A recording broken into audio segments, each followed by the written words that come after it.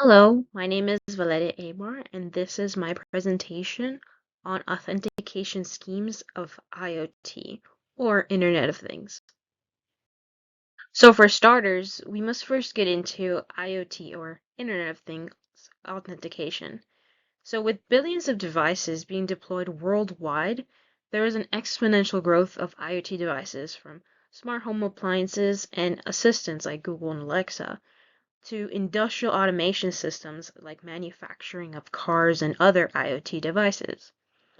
We have the diversity and scale of IoT devices that are introducing now unique challenges that we've never faced in traditional computing environments. And these devices often operate with limited processing power, memory, and energy, which in turn makes it difficult to implement security measures. So at the same time, the threat for the landscape continues to evolve as cyber attacks become more sophisticated and harder to keep track. This is actually concerning because for critical applications like healthcare, where a breach could compromise a patient like that's under surgery, or their actual security in their health and identity. And then it could also affect industries where downtime could result in significant financial losses because deadlines aren't met and product is not flowing. So as IoT systems become more interconnected, the need for security and scalable authentication mechanisms become paramount. So not just to address today's risks, but to prepare for emerging challenges by advances in technologies like quantum computing. So I'll go further more into the challenges of IoT authentication and explore current and future technologies, and then we'll go more into how we can secure that dynamic ecosystem for hopefully years ahead. So authentication challenges in IoT. So first we have is the diversity of devices, and this means the sensors and the other industrial systems that are within each of these IoT devices. So there's a wide range of devices from lightweight sensors to complex industrial systems. And what this means is that we're faced with the issue to curate security measures for those specific devices. So kind of like, for example, you wouldn't include a full-scale software protection with biometric authentication on a smart fridge, but you would consider incorporating this system into a laptop that holds information and sensitive security protocols. Now, many of these devices also have limited computational and energy resources. So much like the refrigerator, you're not likely able to incorporate full-scale cybersecurity within it. And again, this would make a challenging decision in order to decide kind of creating those specific security measures within those devices. Another threat is the landscape. So these devices are going to be susceptible to wireless interception or physical tampering. So these may be susceptible to wireless interception because there are cyber attacks that include a disruption and also of the risk of spam, which is when a cyber attacker will pose as what person or an entity when it's not to gain access to a device or sensitive information. And then there's also evolving threats due to scalability and its diversity of IoT networks. And along with having the lack of standardization across all of these devices, so there isn't one. So like all devices usually have a set of cybersecurity measures. However, there isn't one standard for all devices to have. So this makes it difficult to determine what kind of security each device should have. And then the next point would be the need for flexible and multi-layered approaches for the authentication.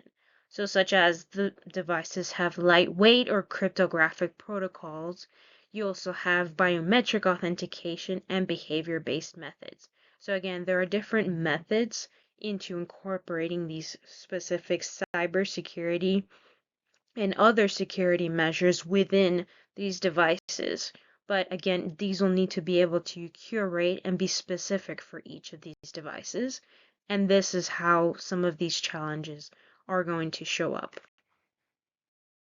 So now the impact of quantum computing. So quantum computing's capabilities, such as Shor's algorithm, they pose a threat by enabling the ability to break traditional cryptographic systems in polynomial time. And these risks to these current cryptographic protocols are associated to RSA and ECC, which are actually vulnerable to the computational power of quantum systems, which can solve complex problems exponentially faster than classical computers. Now, for IoT, this poses a serious threat because of the vast number of devices and their resource constraints. The attackers with quantum capabilities could potentially compromise the encrypted communications, bypass authentication protocols, and access sensitive data. However, the quantum computing also brings opportunities. For post-quantum cryptography, it's being developed to provide quantum-resistant algorithms, and these, alongside the lightweight cryptographic solutions, would be tailored to IoT devices, and it'll aim to future-proof authentication and security, while quantum computing introduces new risks. And it'll also drive innovation in creating more resilient security frameworks for the IoT ecosystems. Along with mitigating these risks, it's also important to emphasize the urgent need for quantum resistant mechanisms, such as developing hybrid approaches that combine both classical and quantum resistant techniques for the transitioning periods. Along with disruptive potential of quantum computing, there's also a need for research communities and industry to proactively develop countermeasures to safeguard against these cybersecurity and data protection. And this would address the challenges and make it crucial to maintain the integrity of the digital infrastructure moving into this quantum computing era. So before we move forward, we have the pre-quantum authentication mechanisms. And we'll start off with the symmetric cryptography. And some examples of symmetric cryptography are the AES, which is the Advanced Encryption Standard, and these rely on shared secret keys for a secure communication. And this is a widely adopted symmetric encryption system, and it relies on both parties to share a secret key, and this key would be used to decrypt that communication. And it's often referred to as a public key. And now the next thing would be the strong identity verification. And this is often sometimes used with two-factor authentication. And it's often used to protect the identity of that user. Then we also have the asymmetric cryptography, which include the RSA and ECC, which is the elliptic curve cryptography. And this cryptography is used as pairs and public and private keys to enable secure authentication and encryption. So the public key can be shared widely while the private key is kept secret, and this allows for secure communication and identity verification without the need to share a secret key like in symmetric cryptography. And the next, but not the last, is the hash-based methods, which include the SHA-2 and SHA-3. And these cryptographic hash functions actually take input data or arbitrary length and produce a fixed size output or hash. And then these hashes can be used to ensure the integrity of the message and they enable secure digital signatures. And these hash-based methods are a critical component in many secure boot processes and other authentication workflows. So collectively, these symmetric, asymmetric, and hash-based mechanisms, they form the foundation of current cybersecurity practices.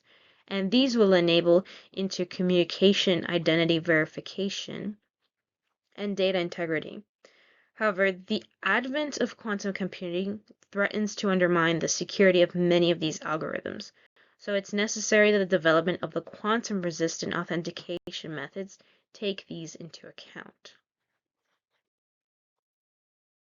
And another two sets of pre-quantum authentication is a lightweight cryptography, which is tailored for IoT constraints, so for devices that can contain lower power and computational capacity. And some examples are SPEC and Present, which are examples of lightweight cryptographic algorithms. And these use smaller key sizes and simplified operations. And this is in order to help reduce the computational burden, making them well suited for deployment on low energy and IoT sensors and actuators, and also by tailoring the cryptographic primitives to the constraints of the IoT devices. It serves as a lightweight crypto and enables secure communication and data protection without overtaxing the limited resources. And then we also have the two-factor authentication. And the two-factor authentication is where two independent credentials are used to verify a user's identity. So typically this will involve the user to know a password or a PIN, and they'll also have the user use a security token, or one-time code message that's generated either by a mobile app or sent via an email or secure method. And the device will authenticate using that password and then the other authentication password in order to ensure the user is actually the user. Now moving on with the post-quantum authentications, these are designed to resist attacks from quantum computers. And some examples are the lattice-based cryptography, which is the Kyber and the dilithium. Yes. And some examples are they rely on the hardness of solving certain mathematical problems that are related to lattices. And the lattice-based schemes are considered like promising candidates for post-quantum security due to their resistance from known quantum attacks. They're also more efficient, and performance-wise, they can be configured to provide secure encryption and digital signatures. There's also the code-based cryptography, which also includes the classic MIC-LEC as a representative of code-based cryptography. And then you also have the hash-based signatures, which have the example of Sphinx Plus. And this signature uses cryptographic hash functions to create digital signatures that can be verified without relying on the security of traditional numbers or theoretic assumptions, which can be vulnerable to quantum computing attacks. And these hash-based signatures are considered a practical and quantum-resistant alternative to digital signatures. Now, there's also the quantum key distribution, and the quantum key distribution leverages quantum mechanical principles such as entanglement and the no cloning theorem to enable the secure exchange of cryptographic keys. Now, when it's implemented correctly, it can provide theoretically unbreakable security, as any attempt to intercept or measure the quantum signals, it would be detected and it would already start alerting the parties of the presence of this attack. Now, there's also the hybrid cryptographic approaches. And now this approach would combine the classical and post-quantum algorithms.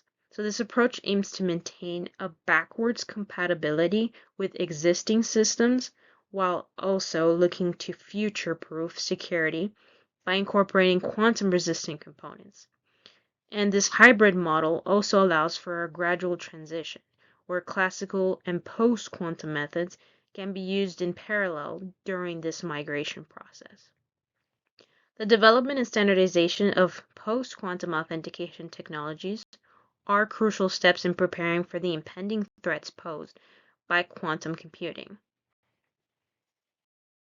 And continuing on, we also have the device identity management, and this will employ quantum-resistant protocols for device authentication and will focus on secure onboarding and life cycle management of IoT devices. And then lastly, we also have the blockchain and distributed ledger technologies, and these quantum-resistant blockchains will be used for secure decentralized authentication, along with reducing reliance on vulnerable centralized authorities. So transitioning to these new authentication approaches will be crucial to maintain the trust, integrity, and confidentiality of these connected systems as the threat of quantum computing continues to loom larger. So as I was mentioning before, some standardization efforts are included but are not addressed as of yet. Now, there are some assumptions that the National Institute of Standards and Technology have been working on creating an architecture for IoT systems, and they're emphasizing security and resilience as a core design principle, which is important for ensuring IoT devices that could withstand the threats of post-quantum computing. And now some guidelines for the lightweight critical protocols tailored for IoT are also among the things the NIST are working on. There's also a need for global and sector-specific compliance to help mitigate and control the standardization process. And there's also the industry-specific standards, which include the European Telecommunication Standard Institute that focuses on the IoT security and also the authentication frameworks. Then we also have the IEE standards, which will help establish architectural framework along with addressing the security and scalability. So having that in mind, some implementation challenges. There are the resource constraints. The IoT devices often have limited computational power, memory, and energy resources. So implementing complex cryptographic algorithms that are quantum resistant can be difficult given these constraints. And another key challenge is transitioning existing IoT ecosystems into the quantum resistant solutions. This will require careful planning and coordination to ensure a smooth migration without disrupting critical operations. Now, the scalability is also a major concern, as the difficulty of managing authentication for billions of IoT devices will make it difficult to ensure secure onboarding and lifecycle management. And this is also important to note that the diverse device ecosystem in IoT also further complicates matters. The wide range of devices with varying capabilities and standards make it challenging to deploy uniform authentication protocols. And with the lack of uniformity, we can also hinder the widespread deployment of quantum-resistant authentication mechanisms. So overcoming these implementation challenges will require innovative approaches, careful engineering, and close collaboration between technology providers, standards, and IoT ecosystem stakeholders. Also, not to mention the cost considerations. There are also high costs associated with developing and deploying secure authentication systems, along with small-scale IoT applications that may lack financial resources. There's also the interoperability that'll be a major hurdle in ensuring compatibility across different IoT device manufacturers and platforms is crucial, but it could be complex to achieve because the need for standardized protocols should be emphasized to help reduce fragmentation and enable seamless integration. There's also the evolving threat of the landscape. So, as threats continue to emerge, the quantum attacks will continue to be advanced. So, this would lead to including more advanced hardware and software. And this difficulty would need to be addressed, and they will require close collaboration between IoT manufacturers, standard bodies, and security experts. And some solutions would need to be some cost-effective and interoperable and future-proof authentication frameworks. For some future directions, it should be important to note that the development of quantum-resistant algorithms, such as the adoption of hybrid cryptographic solutions that include but are not limited to lattice-based and hash-based, are among some of the future directions, along with AI-driven authentication mechanisms, such as machine learning models to detect anomalies and authenticate based on behavioral patterns, and adaptive authentication that evolves with the user and devices. Then there's also standardization and interoperability. So global cooperation and establish a universal IoT security standard, which will focus on the interoperable frameworks for seamless integration across devices. Then there's also the lightweight cryptography innovations, and these will be techniques optimized for low resource IoT devices and energy efficient algorithms to prolong the device's lifespan. So, in conclusion, some key takeaways are that IoT authentication faces significant challenges due to the diverse devices and resource constraints, along with its evolving threats. Quantum computing introduces both the risk to current systems and future systems that have the opportunity to innovate in secure authentication. For the path moving forward, it should be important to emphasize on developing quantum-resistant algorithms and lightweight cryptographic protocols. And this would be in collaboration with global standards to ensure there's interoperability and scalability. Some of my final thoughts are that as IoT continues to grow robust and adaptable, in order for the future, it's important to include mechanisms that are essential to safeguard connected ecosystems and maintain trust. IoT authentication faces a paradigm shift with quantum computing that it's important to emphasize on proactive research and standardization to call for a global collaboration in securing IoT ecosystems. And here are my references. Thank you.